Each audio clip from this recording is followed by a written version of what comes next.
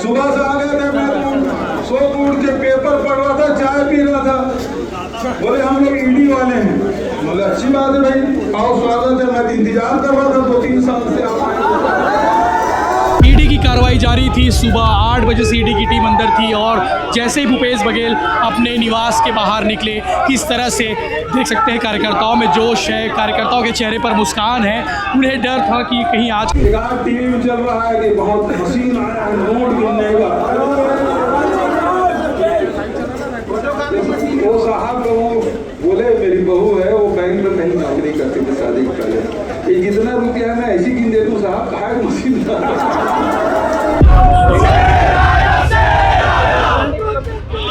पूर्व मुख्यमंत्री भूपेश बघेल बैठे हुए हैं कुर्सी पर और उनके समर्थक जो है उन्हें घेर कर रखे हुए हैं और लगातार आप देख सकते हैं किस तरह से जो नारेबाजी की जा रही है ईडी के खिलाफ। दस्तावेज में हम तो बोले अवसाफ सिंह का दस्तावेज था, ले नहीं गए, जबकि कोर्ट निर्देश है ईडी कार्रवाई करना चाहिए।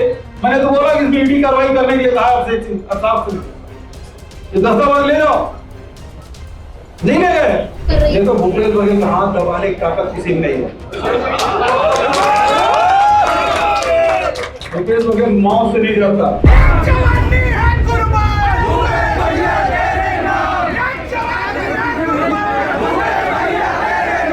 और इससे भारतीय जनता पार्टी बेहद बदलाई है। मैं कोई कमेंट नहीं किया था, मैं तो केवल एक लाइन लिख दिया था, सब में भेज दिया था। पूर्व मुख्यमंत्री भूपेश बघेल अपने घर से बाहर आ गए हैं और बाहर आकर कार्यकर्ताओं से मिल रहे हैं। देख सकते हैं किस तरह से उत्साह उनके समर्थकों में देखने को मिल रहा है। ईडी की कार्रवाई जारी थी। सुबह 8 बजे से ईडी की टीम अंदर थी और जैसे ही भूपेश बघेल अपने निवास के बाहर निकले, किस तरह से देख सकते हैं कार्यकर्ताओं में जोश है, कार्यकर्ताओं के चेहरे पर मुस्कान है। उन्हें डर था कि कहीं आज कोई गिरफ्तारी ना हो जाए। तो इससे स्पष्ट है कि कहीं ना कहीं आज गिरफ्तारी वाली जो बात थी, जो चर्चा थी, जो हल्ला था, वो हल्ला कहीं ना कहीं सिर्फ एक महज हल्ला था। किसी प्रकार की उसमें कोई कन्फर्मेशन नहीं थी। भूपेश बघेल अपने नेताओं से मिलने जा रहे हैं। देख सकते हैं कि किस तरह से कार्यकर्ताओं में जोश है, कार्यकर्ताओं में उत्साह नजर आ रहा है भूपेश बघेल के बाहर आने के बाद अपने निवास स्थान से। देख सकते हैं कि भूपेश बघेल कुछ कहना चाहते हैं और इसीलिए कार्यकर्ताओं को हाथ दिखा रहे हैं। और जो भीड़ है, जो उत्साह है, उससे आप समझिए पूर्व मुख्यमंत्री भूपेश बघेल को आप नजदीक से देखिए और लगातार नारेबाजी की जा रही है। लगातार जो माहौल है क्योंकि सुबह 8 बजे से पूर्व मुख्यमंत्री भूपेश के घर के पर ईडी की टीम आई हुई थी और उसके बाद से जो है अभी पूर्व सीएम भूपेश बघेल अपने घर से बाहर निकले हैं और सामने जो कैंप कार्यालय है वहाँ पहुँचे हुए हैं। अंदर कितनी देर तक कार्रवाई चली है, क्या कार्रवाई अभी भी जारी है, ये सवाल है। और पूर्व सीएम भूपेश बघेल जो है कुछ कहना चाहते, सभी कार्यकर्ताओं को बैठे के कहा जा रहा है।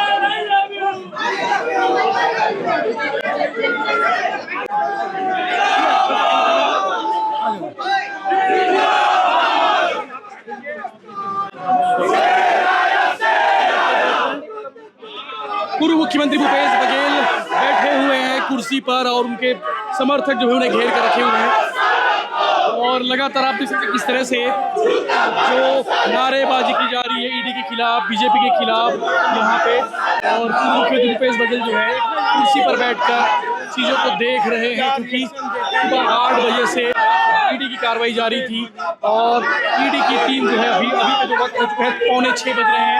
5:45 बजे ईडी की टीम जो है अभी अंदर ही है और पूर्व मुख्यमंत्री भूपेश बघेल अपने निवास से बाहर निकले हैं, कुछ बात करना चाहते हैं, कुछ कहना चाहते हैं। भूपेश बघेल कुछ कहना चाहते हैं, लेकिन कार्यकर्ताओं में जो जोश है उसे देखिए, लगातार एक ही नारेबाजी की जा रही है।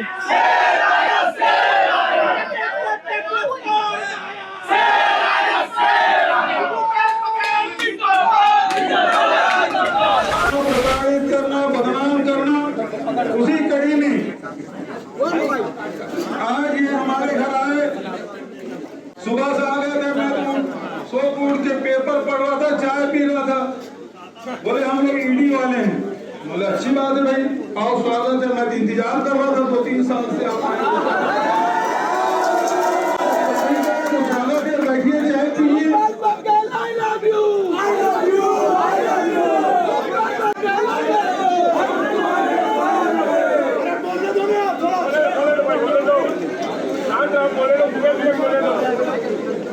फिर मैंने कहा कि तुम्हारे पास सर्च वारंट कहाँ है? बिना सर्च वारंट के मेरे यहाँ घुस गए थे। बोले लेके आते हैं। तो फिर पूछे अधिकारी लोग, ये ब्लॉक अलग है, वो ब्लॉक अलग है। क्या मैं जानता हूँ भाई, ये ब्लॉक अलग है, वो ब्लॉक अलग है। वो पूर्व मुख्यमंत्री केंद्र है, उसी में निवास करता हूँ। फिर बोले आपके यहाँ सर्च नहीं करेंगे। तो कहाँ करोगे? यहाँ करेंगे।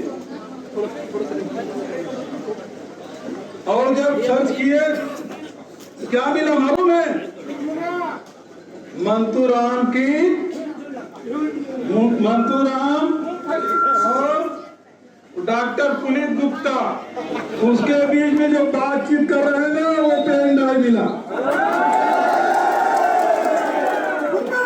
हमने कहा फिर एक सैलेड कंपनी मिली, 10 रुपये के बांड में उन्होंने करोड़ों का ट्रांजेक्शन हुआ है। वो लोग तो बोले बिल्कुल कानून खजाना मिल गया, करोड़ों सैलेड कंपनी, फर्जी कंपनी। निकला क्या?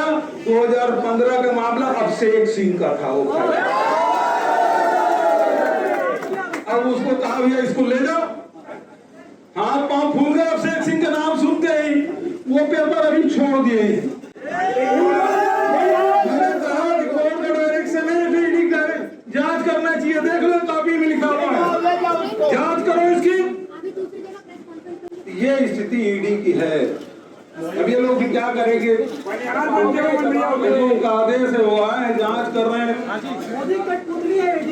एक आज टीवी में चल रहा है कि बहुत हसीन आया है नोट गिनने का। वो साहब को वो बोले मेरी बहू है, वो बैंक में कहीं नौकरी करती थी शादी के पहले। ये जितना रुपया मैं ऐसी गिन दे दूं साहब, कहा मशीन है ना। ये स्थिति है। केवल कुल मिला के बदनाम करना, फंसाना, प्रताड़ित करना, अपमानित करना, इनका ये धंधा है। एक सवाल कवासी लखमा ने पूछ दिया था अरुण साहब उप मुख्यमंत्री को, तो 8 दिन बाद ईडी पहुंचा था। अभी 4 दिन पहले मैं अरुण विजय शर्मा सवाल पूछ दे, 4 दिन पहले आ गया।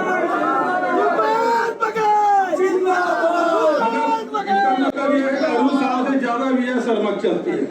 उसमें 8 दिन लगा था ईडी आने में, इसमें 4 ही दिन में आ गया। ये स्थिति है।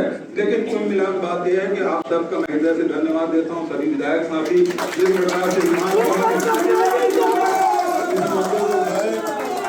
मैं उनके प्रति आभार व्यक्त करता हूँ। मैं अपने राष्ट्रीय महामंत्री सचिन पायलट जी और पूरा नेतृत्व को आभार व्यक्त करता हूँ कि उन्होंने पूरा कहा कि पूरे भूपेश बघेल के साथ, पूरे परिवार के साथ कांग्रेस पार्टी खड़ी है। केंद्रीय नेतृत्व के प्रति आभार व्यक्त करता हूँ। पूरे प्रदेश के जो साथी आए हैं अलग अलग जगहों से, कुनकुनी से लेके बस्तर तक के सब साथी यहाँ उपस्थित हैं। सभी कार्यकर्ता साथी का भी मैं आभार व्यक्त करता हूँ। आप लोग, मैं सुन रहा था कमरे से, इतना नारा लगाए, इतना नारा लगाया, नगारा भी बजाया और एक जगह ईडी लिखे थे, सीबीआई लिखे, इतना पिटाई की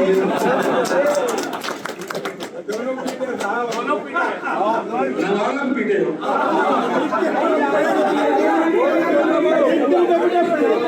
आप लोगों को बहुत अब चले गए कि नहीं चले गए? चले गए। अब आप लोगों से निवेदन कि सुबह से आप लोग आए हैं, कई लोग भोजन भी नहीं किए, पानी भी नहीं मिला, साथियों को कुछ कर्ज भी हुआ है, इसके लिए मैं कुछ लोगों को लाठियां भी पड़ी है, किसी सिर टूटा है, किसी हाथ में लगा, किसी उंगली में लगा है। सभी साथियों का हृदय से धन्यवाद ज्ञापित करता हूँ। लेकिन ये कहना चाहता हूँ, मैं उस दिन भी जब धरना प्रदर्शन हुआ था तब भी बोला था कि आज मलकी सिंह गेंदू तो बिना कारण के यहाँ ईडी ऑफिस में बुलाया गया है, कल किसी और का घर होगा तो पहला घर मेरा ही होगा। इसलिए आप सबसे कहना चाहता हूँ कि सभी लोग सतर्क रहें, एकजुट रहें, और इसी प्रकार से अगला जब किसी हमारे कांग्रेस साथी के घर ईडी और सीबीआई के रेड पड़े, सभी साथी एकजुट होकर उनको साथ देना। सभी प्रति आभार व्यक्त करते हुए आप सुबह से आए हैं, मैं आप सबसे निवेदन करना चाहता हूं कि आप सबका हृदय से धन्यवाद। लौटे आप लोग घर में भी परेशान होंगे, गए हैं पता नहीं क्या होगा, तो आपको भी घर को प्रस्थान करें। आप सबका बहुत ही मेरे निवास स्थल में हमारे वरिष्ठ आदिवासी नेत्री आदरणीय अनिला भेड़िया जी, हमारे वरिष्ठ विधायक साथी भाई भोलाराम साहू जी, गलेश्वर साहू जी, भाई द्वारकाधीश यादव जी, राम कुमार यादव जी, अकल जी, सभी हमारे विधायक गण और साथ ही हमारे मीडिया सेल के चेयरमैन भाई शुक्ला जी और पूरे प्रदेश से आए हुए सभी हमारे कार्यकर्ता साथीगण और विनोद वर्मा जी, कुनपुरी से नवनिर्वाचित हमारे विनय सिंह जी, हमारे नगर पंचायत अध्यक्ष, साथ ही अरुण भाई, सभी साथीगण यहाँ उपस्थित है, मैं सबका स्वागत करता हूँ। उपस्थित सभी पत्रकार साथियों का भी मैं स्वागत करता हूँ, अभिनंदन करता हूँ। क्योंकि सुबह से आप लोग बड़ी गर्मी में बहुत सारी खबरें प्रदेश और देश की जनता तक पहुँचा रहे थे, उसके लिए मैं आप सबका आभार व्यक्त करता हूँ। सिलसिलेवार मैं आपको घटना बताता हूँ कि पहले तो ये कि सुबह करीब 7:30 बजे के आसपास मैं जहाँ चाय पी रहा था, पेपर पढ़ रहा था, उसी समय अचानक आया कि हम लोग ईडी वाले हैं। मैंने कहा स्वागत है, मैं इंतजार कर रहा था महीनों से सालों से, लेकिन आज आप आ ही गए, आपका धन्यवाद, विराजे हैं। और उसके बाद कुछ लोग फिर जहाँ जहाँ मेरे परिवार के लोग रहते हैं, मेरी पत्नी, मेरे बच्चे, बेटा बहू सब निवास करते हैं इधर इस ब्लॉक में, तो यहाँ कुछ लोग गए थे, कुछ देर बैठे रहे। फिर मैंने कहा कि आपके पास कोई सर्च वारंट है? तो उसके बाद एक अधिकारी उसमें से गया और उसके बाद 5-10 मिनट बाद जो आहूजा जी हैं, जो आईओ हैं, जो बड़े अधिकारी होंगे, इनके मुझे सब पर नाम नहीं मालूम, लेकिन वो आए, बोले कि हमारे पास सर्च वारंट 1/7 का है और ये किसमें है? मैंने कहा भाई रमन सिंह जिस समय इसको नगर निगम ने जब ऐलान किया था तो ये ब्लॉक मैंने लिया था, तो ये अलग ब्लॉक है, पूर्व मुख्यमंत्री का ऑफिस कार्यालय है। तो फिर कहा कि आप तो यहाँ बैठे, हमें सर्च वारंट मिला है, उस ब्लॉक का है और हम यहाँ नहीं करेंगे। तो मैंने कहा कि मैं जा सकता हूँ विधानसभा? फिर उन्होंने कहा कि ना जाए तो ज्यादा अच्छा है। तो वो सब वो लाइन जो है वो कहने का मतलब है कि मत जाओ। फिर मैं रुक गया, फिर फोन वगैरह मांगे, मैं बोला फोन तो नहीं दूंगा आपको। तो बोले फोन में फिर बात मत करिए, मैं तो बिल्कुल बात नहीं करूंगा। उसके बाद यहाँ घर में सर्चिंग शुरू किए। यहाँ मेरे घर में मेरी पत्नी, 3 लड़कियां, एक बेटा, बहू और उसके बाद पोता भी है, नातिन भी है, नाती भी है। इतने सदस्य हम लोग यहाँ रहते हैं। हम लोगों का खेती किसानी का व्यवसाय है और लगभग संयुक्त परिवार में अलग अलग गांवों से हमारे परिवार के करीब 140 एकड़ में हम लोग खेती करते हैं। बहुत सारे पत्रकार मेरे बाड़ी गए भी हैं, सब्जी भी लाए होंगे, फल भी लाए हैं।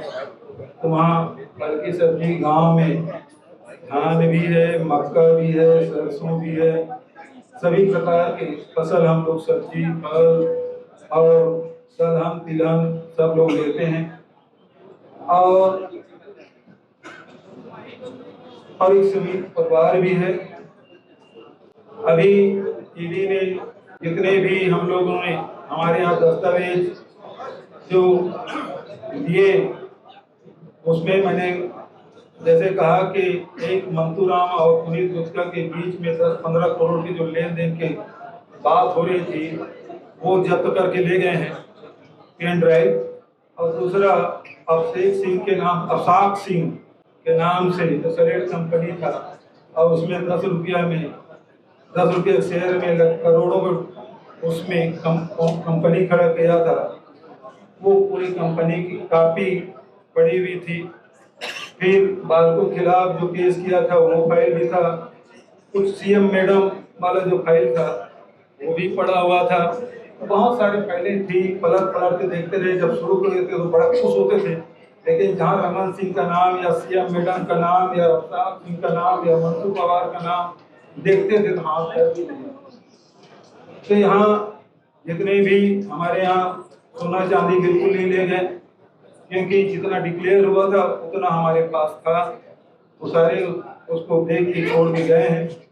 कोई 25-30 लाख रुपया, फिर 33 लाख ऐसा कुछ बता रहे थे। 33 लाख रुपया नगद मिला, अलग अलग लोगों से, पत्नी से, बेटे से, बहू से, बेटियों से सब मिला। तो हम लोगों के पास खेती भी है, और खेती के अलावा डेयरी भी है। तो इसमें स्त्री धन भी है, कैश इन हैंड भी है। तो हमने कहा इसको लिखित में आपको जवाब दे देंगे। मुश्किल से 30-35 लाख रुपया ही हमारे घर से ले गए थे, और बड़ा माहौल बनाया गया था। नोट गिनने की मशीन लाई गई है। तो 33 लाख गिनना कोई बहुत बड़ी बात नहीं। मेरी बहू ने कहा, तो उसके पहले शादी के पहले बैंक में काम करती थी, इसको मैं गिन देती हूँ, सर क्यों मशीन बना रहे हो। तो लेकिन मीडिया हाइप लेना था, मशीन आई है, तो 3 बार वही चला, मशीन आई है। लेकिन कुल मिला के 33 लाख मिला। 150 एकड़ की हमारी खेती 2 फसली भी है, और आधुनिक खेती भी हम लोग करते हैं। तो मैंने समझता है कि बहुत बड़ी राशि है। स्त्री धन भी है, सब कुछ होने के बाद कि कोई बहुत बड़ी राशि नहीं है। लेकिन मैंने उनसे एक सवाल अभी पूछा, आप जांच करने आए हैं, पूरा घर संभाल लिए, मतलब पत्नी का अलमारी, बहू का अलमारी, लड़कियों का अलमारी, बच्चों के जो कपड़े हैं उसको सब इधर करना शुरू किए। तो सब अभी अब ठंड समाप्त हुआ, तो जितने गर्म कपड़े हैं उसको सब दिमाग में भर के रखे हैं, उसको सब खोल खाल डाले, मिला कुछ नहीं। तो मैंने अभी जाते जाते उनसे पूछा PCIR नंबर क्या है। तो बोले कोई PCIR, जांच की बात नहीं कर। तो इससे स्पष्ट होता है कि अब विधानसभा में सवाल पूछना अपराध हो गया है। कवासी लखमा ने सवाल पूछा, 8 दिन के अंदर ईडी चला गया, जबकि शराब घोटाले की जांच 3 साल से चल रही है। अभी तक के फाइनल रिपोर्ट सबमिट नहीं कर पाए हैं, चार्जशीट फ्रेम नहीं कर पाए हैं, गवाही होने की बात तो दूर, 8 दिन के भीतर में उसको जेल में डाल दिया। मैंने विजय शर्मा से गरीब लोगों की आवाज का प्रश्न पूछ दिया, सब साथी थे। 8 दिन भी नहीं लगा, चौथे दिन मेरे घर में पहुंच गए। तो भाई आप जांच कर रहे हो, 2 साल हो गया, 3 साल हो गया, 4 साल हो गया, कब आप ट्रायल करोगे, कब गवाही होगी, कब उसका फैसला आएगा। ये तो भारतीय जनता पार्टी इस बात पे बकलाई हुई है कि 7 साल पहले जो घटना घटी थी, जिसमें विनोद वर्मा जी गिरफ्तारी हुई थी, मुझे भी गिरफ्तार किया था, और जब केस ट्रायल के लिए आए चार्ज फ्रेम के लिए, तो सीबीआई ने उसको सुप्रीम कोर्ट ट्रांसफर के लिए ले गया था। जब सरकार बदली तो उन्होंने केस विड्रॉ कर लिया, केस फिर यहाँ आया। अब जब चार्ज फ्रेम करने की जब बात आई तो मुझे डिस्चार्ज कर दिया गया।